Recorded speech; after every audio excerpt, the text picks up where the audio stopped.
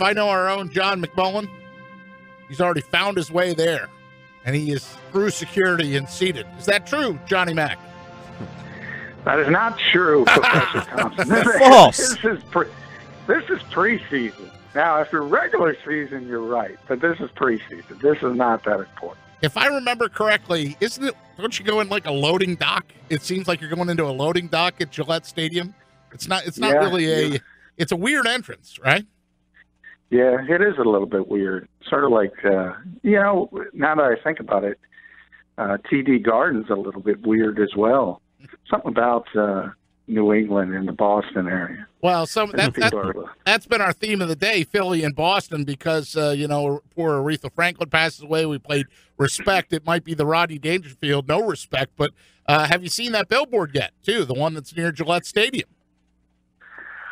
Yeah, well, I mean, let's face it. I think if you look at all – did you see the tweet from the Eagles today? Putting the the uniforms, showing the jerseys off, and it was Jeremy Reeves and Devontae Ballsby, which is 41-33. Love it. And as I think it was Dave Zangaro, a friend from NBC Sports Philadelphia, went to visit the GOAT who named Nick Foles after Foles because they made a bet with the Philadelphia Zoo. So the GOAT, greatest of all time, in the Boston Zoo is named Foles.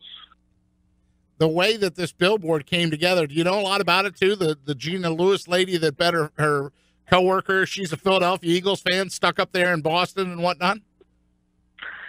Well, no, I don't know the specific background of it, but I do know the Eagles fans are having fun trolling the New England fans. And, hey, it's been a long time since the Eagles have won one, but I think Boston's fine. They've won a few themselves. So of all the things that are getting discussed, the Foles-Brady angle, because we will have, briefly, but we will see Nick Foles, and we're supposed to see Tom Brady tonight. So both the guys that did start in the Super Bowl in Minneapolis, or Lane Johnson's fear-based, they're a fear-based organization, his comments. Which of these little subplots holds the most weight for you? The handshake? The handshake. It's interesting. The handshake. Nick doesn't care. Nick says all the time he loves Tom Brady, thinks he's a great guy. Tom doesn't care, but for some reason, it's a big story. So, they're friends. I'm sure at one point they haven't seen each other. They'll speak. So that's one of those overblown stories. And Lane says he's got no filter. It's not just the Patriots. He's going to give you his opinion. And he thinks it's a fear-based culture. He's probably right. But as I said when he first said that, I wrote at the time, there's more than one way to do something. And the Eagles proved that they could win. But again, the Patriots have won an awful lot. So you don't have to go down one road to reach the same destination. You can go down different paths, and both these teams are very successful. All right, so PT mentioned the Foles and Brady handshake gate, but we're going to switch now to the Foles as a quarterback. So he's making his debut tonight. Mike Wallace is making his debut tonight. You and I talked about Mike Wallace the other day, John. So talk a little bit about how much of these guys are we going to see? 1 series, 2 series, and then what do you expect maybe from Foles and Wallace, the new addition to the Philadelphia Eagles? Well, similar to last week with the starters that do play, tune in early if you want to see them. I would imagine we already know Jason Peters is not going to play again, Darren Sproles. They do want to get Nick in there for a little bit, maybe a series or two. I can't picture more. If they go on a 10-play drive to start, for instance, and score, I can't imagine Doug would send him back out there. Yeah. That's just been his mentality, is more so to get everybody towards week one. And he constantly talks about goals, whether it's Alshon Jeffrey, Brandon Graham, now Nelson Aguilar. All he says is week one. So this is more for the reserves and the guys pushing for roster spots. Now, certain starters have to play. We all understand that. But anybody that's really, really key, Lane Johnson we just mentioned, I don't think you're going to see a ton of them. Yeah, so you talked about guys fighting for positions and reserves. Running back is the position that I'm keeping an eye on tonight. You have Smallwood and Jones, who's making his debut tonight. Those are the two guys fighting for that fourth spot. I think it's going to be really interesting to see how that plays out. What are you looking for from those two guys tonight? Yeah, well, those poor guys, they're going to have to play a lot because, as I mentioned, Darren's not going to play. Donnell Pumphrey's not going to play. Josh Adams is not going to play. And you can imagine Jay Ajayi obviously maybe gets a series or two, but with his knee condition, you don't want to overwork him. So the Eagles have a big numbers problem at the running back position. Normally you don't talk about that at this time of year. You have so many players, but it's going to be Jay Ajayi very, very early. And from that point forward, Matt Jones and Wendell Smallwood got to carry the load because nobody else is there. And it's a great opportunity for both of them. I think more so for Matt Jones because he wasn't able to play in the preseason opener, and he's got to prove he's over that fumbling problem. So I think that's one position that you should look at this game and really focus on. John, the receiving position, the wide receiver position here, can Shelton Gibson take Matt Collins' job? If Gibson has another big game tonight and continues to improve and develop this summer, how could that position shape out once you get to the back end there? Well, I think it depends on what would happen. In other words, I think Shelton has outplayed Matt Collins as a receiver throughout training camp.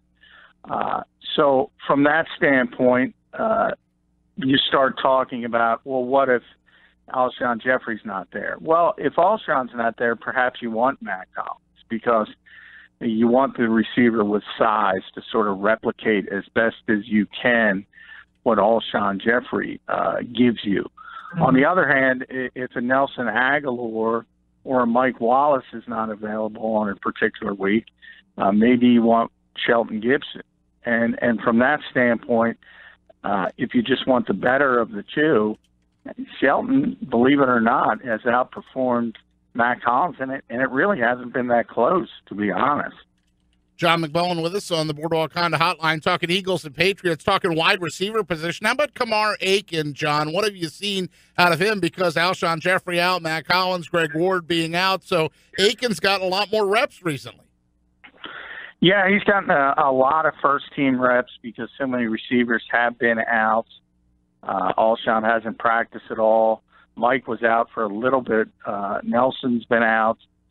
So he got a ton of first-team reps, sort of just what I said with Matt Collins, another receiver with size, because he is big. And when you do practice, even if Alshon's not there, you sort of want a placeholder to do what he typically does in the offense. So Kamar has taken over those snaps, and he's a veteran guy. He knows how to play in this league. There's been a knock on him in Baltimore that he drops the football too much, but he's been fairly consistent. I think it's tough for him because he doesn't play on special teams, so he's got to clearly beat out a number of other receivers and really be impactful when we talk about that fourth receiver slot. If Kamar Aiken or Marcus Wheaton, who's been injured himself, probably won't play today, if they're going to make this team, it's going to have to be as the fourth receiver because they can't help on special teams like Matt Collins and Shelton Gibson. So that gives those two players, along with the fact that they're Eagles draft choices, so you sort of get the benefit of the doubt from that standpoint as well. That gives those two guys sort of a heads up. First time you and I have talked, John, since the Christian Hackenberg signing, and you write on our website on 97.3ESPN.com. First, I guess I'll ask you, do you think we'll see him at all tonight? And two, you have a unique theory for why he got signed. Yeah, I don't think he'll play. I mean, maybe there'll be some mop-up work in the fourth quarter. You can never say never because it doesn't matter. But he just got here. He probably doesn't know the offense very well. So it would have to be very limited, very scaled back. So I can't imagine with all the bodies they have, and Nate Sudfeld, Joe Callahan still here, even with Carson Wentz not playing. I don't think he'll play, but again, never say never because it doesn't matter. You don't have to win the football game. You can just throw him out there if you want to take a quick look at him. But yeah, I joked about Isaac Seumalo's snap problems, and generally they've been high, so he's been sailing it over people's heads. Right. And I think when you look at the Eagles quarterbacks, Carson Wentz is 6'5", Nick Foles is 6'6", Nate Sudfeld 6'6", Christian Hackenberg 6'4". They're kind of creating a race of super quarterbacks to catch Isaac Seumalo's shotgun snaps. Got to have taller guys. Joe Callahan does not fit into that. Right. Well, he always has looked a little smaller. No disrespect to the Holy Spirit grad, of course, and the local guy. Since we're on the offense, and you mentioned Seumalo, I'll bring up Jordan Mailata again, and just his progression. I mean, are you looking forward to seeing him in another preseason game? Now he's got one under the belt. Is his progression even faster than you could have imagined? Yeah, it's much faster. I thought this was going to be really ugly at the beginning, and it's still a long-term project. I don't want to say it's anything other than that for a guy who's never played a down of football in his life at any level, coming from Australia, and basically all he had was his physical skill set and his size, and has to learn the technique from ground zero. And if you think about the typical NFL offensive lineman and how much they played in college and even back to high school, that's a big 8 ball to be behind. But he has worked hard. Jeff Stoutland has taken a big interest in him. He thinks he has a chance to do something special down the line with him. So it's going to be interesting. He held up. We all talked about that first play and giving up the strip sack, but from that point forward against Pittsburgh, he held up pretty well. He wasn't terrible. He didn't panic, which would have been understandable if he did. So I think there was a lot of positive from that, and he's come along greatly. And now all of a sudden, if you look at it, I mean, the Eagles have 8 offensive linemen that are kind of solidly in the mix that are going to make this football team. And then if you keep 9, which everyone expects, you start talking about Chance Warmack, who's also a Jeff Stoutland favorite, and Taylor Hart, the ex-defensive end trying to make the shift, and then Jordan. So it's not like he's got to jump over superstars to try to make the back end of this roster. Practice squad is still the most likely scenario, but he's been better than anyone could have expected. John, we're going to switch over to the defense now, and I'm going to go to the slot because that's what we've been focusing on the defensive side of the ball. So is it Avonte Maddox's job now? Is he going to get the start tonight, and how do you see that playing out? No, it's not his job. He might start tonight because he's gotten the first-team reps the last 3 practices of training camp. But Jim Schwartz has been very, very consistent. He, from day to day, no matter who's been in there, he said, I'm just rolling bodies. I'm trying to figure it out. He's still in the evaluation period. And that continues. And he's taking a look at all these young guys. All of them have never played this position before. And it's a very complicated position. It's usually a position you want a veteran in because of all the run fits and all the things you have to understand, all the communication you have to do with the defense. So it's Sidney Jones, it's Devontae Ballsby, it's Avonte Maddox. And as I keep saying, Malcolm Jenkins, break glass in case of emergency. If none of them are ready, Malcolm will be doing the job on September 6th against the Falcons. How much of Michael Bennett are we going to see tonight? Well, Michael will be the sort of interior pass rusher in the NASCAR package next to Fletcher Cox. And those guys played a little bit more against Pittsburgh than people realize. They were still putting them in there early in the second quarter to get that pass rush going. He's typically been the second team left in behind Chris Long. I think as we slowly go along, he'll start getting more reps, even on base downs. But you'll see him probably a quarter and a little bit more because Jim Schwartz is obviously wants to make sure he's got that pass rush up to speed as quickly as possible. So staying with the defensive line, I want your thoughts on a guy that I don't think the average listener has too much of an eye on. That's Bruce Hector, the undrafted free agent. How much of him are we going to see tonight? What are your initial thoughts on Bruce Hector? And is he someone that can possibly work his way into somewhat of a rotation there, at least into that second tier of the defensive line? Well, you're going to see a lot of him. He's the kind of game this is for. I mean, he was the Eagles' highest profile undrafted free agent. They gave him the most money of the entire undrafted class. Hasn't really stood out at camp. You haven't noticed him a lot.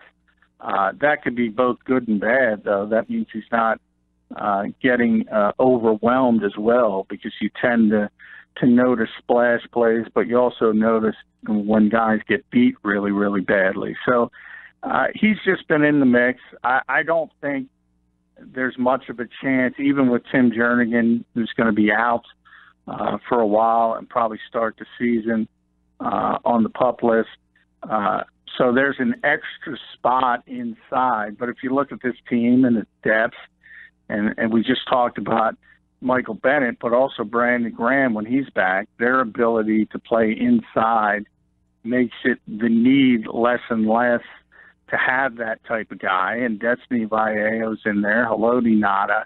So you have a lot of names. And remember, at defensive end, the Eagles have to keep Josh Sweat. They don't have to keep Stephen Means, but he's so good as far as being a practice player, as far as getting the offense prepared each and every week.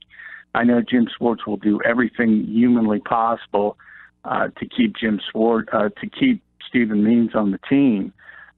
The numbers don't look good for Bruce Hector, but I certainly think he's going to be on the practice squad.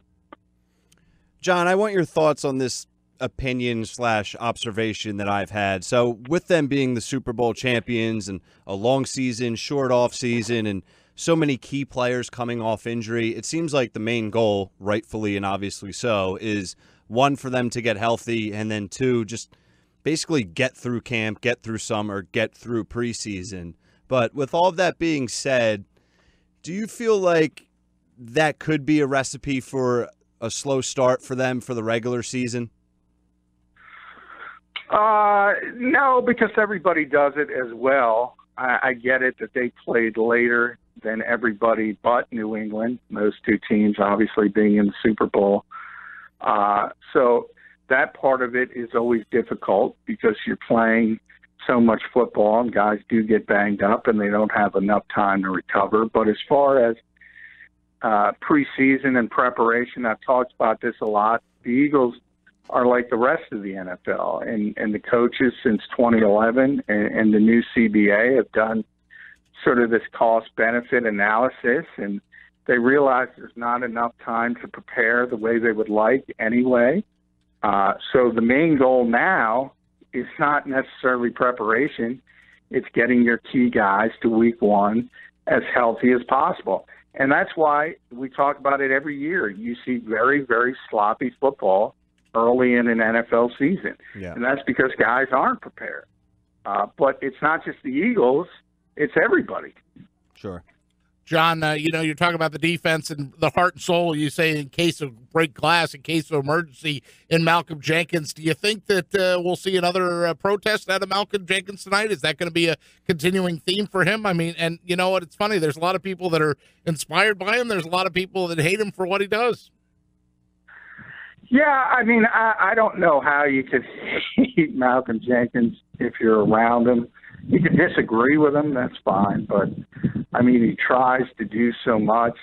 And when people talk about certain players, and I'm not going to name names, protesting things, they don't necessarily put sort of the effort and the work behind their words. Malcolm does. I mean, he's been in front of Congress. He's been in front of state, local government. He's gone in ride-alongs with the police. I mean, this is a guy who does an amazing amount of work to try to help causes he feels very passionate about. So I don't have any problem with people saying he should go about protesting a different way, but to hate him for it, you just don't understand Malcolm Jenkins. Whether he continues to raise his fist, I assume he will. And he hasn't said that. He hasn't confirmed it. But it's one of those things where he wants to keep it visible in that fashion, and he has every right to do it. So, you know, if you don't want to watch it or hear it, tune in after the national anthem. We'll close with this, too, since we're talking protest or causes. John Elway, his comments, I looked on the left side of my Twitter feed earlier in the show, and I said, why is John Elway trending? Apparently, John Elway's come out and said that they offered Colin Kaepernick a spot to be a veteran backup and that he didn't take it, that he turned it down. What did you think of that news and revelation that came out today? Well, no, I think people kind of misunderstood. He offered tried to trade for Colin Kaepernick before his last season in San Francisco. But the Broncos wanted him to take a pay cut. Okay. Now, at the time, understand that it was well known he would have to take a pay cut no matter what, ultimately, to stay in San Francisco. So that's what he turned down. He had a chance to be the starter in Denver, didn't want to take the opportunity. I wrote about it at the time. I thought it was a good opportunity. He was coming off a very bad season. Denver at the time was a very good team. Probably could have rescued his career there, but he decided to go in a different direction. And that's what John was talking about. And now he doesn't have any interest in him, but people are kind of taking his words out of context. Right, I'm seeing that now, as it looks like it was misleading the way they presented it, and that they never offered him anything, that they expressed interest in him 3 years ago pre-protest. So to clarify that, it's just heating up today again as people, what a shock, John. People misconstrue the facts. Yeah, and hey, it's one of those things when you're a star player and you're sort of asked to take a pay cut. A lot of guys have a problem with it, not just Colin Kaepernick, and some don't do it. And he went back to a bad situation and probably could have predicted at the time. It was a very bad football team in San Francisco. He didn't perform well, and now we're at where we're at. Well, we know where you're at. You're up in New England area, and we look forward to having you on again tomorrow to recap the game and see what takes place. John, we expect you to pass out handshakes in the press box without any reservation, please. All right. Thank you, Peter.